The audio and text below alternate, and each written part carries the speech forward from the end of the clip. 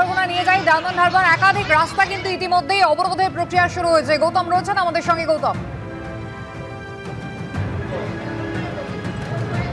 দেখো কুসুমিতা, যে আজকে এসইউসির ডাকে যে 12 ঘন্টার সাধারণ ধর্মঘট, দক্ষিণ 24 পরগনা সবাই জানে যে দক্ষিণ 24 পরগনা এসইউসিআই শক্ত ঘাঁটি।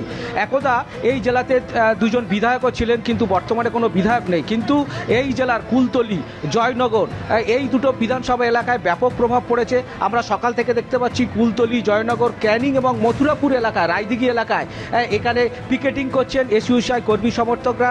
এবং রায়দিঘি থেকে যে কোনো রকম সমস্ত পরিষেবা পরিবহন বন্ধ করে দেওয়া হয়েছে।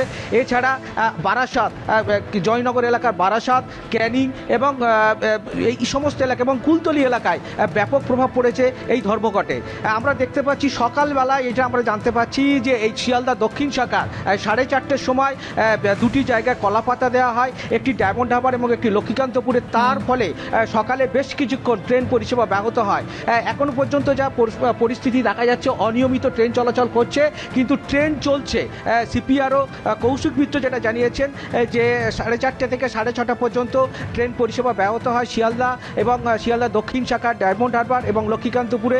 তারপর আপাতত সেই কলাপাতা সরিয়ে এখনও পর্যন্ত সেই ট্রেন পরিষেবা চলছে এবং তবে বেশ কিছুটা অনিয়মিত হয়ে গেছে। এখন বেলা গড়ালে বোঝা যাবে যে এই জেলার মানে বন্ধের প্রভাব কতটা পড়ে। একেবারে। তবে শিয়ালদা দক্ষিণ শাখায় কিছুক্ষণের জন্য হলো ট্রেন পরিষেবা কিন্তু অমিল ছিল, এমনটাই জানা যাচ্ছে। সরাসরি এবার আপনাদের জলপাইগুড়ি নিয়ে যাই। আর রাজা চট্টোপাধ্যায় আমাদের সঙ্গে রয়েছেন।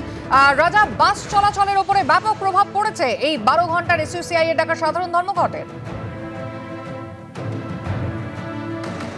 একদম কুসুমিতা, তাই আমরা সকাল থেকে দেখলাম যে সরকারি বাস চলছে এবং বেসরকারি বাস কিন্তু পুরোপুরি বন্ধ রয়েছে। ডুয়ার্সের উদ্দেশ্যে কোনো বেসরকারি বাস কিন্তু চলছে না। তারা পরিষ্কার জানিয়ে দিয়েছে এই ডাক বন্ধে তারা কিন্তু কোনো রকম বেসরকারি বাস কিন্তু রাস্তায় নামাবে না।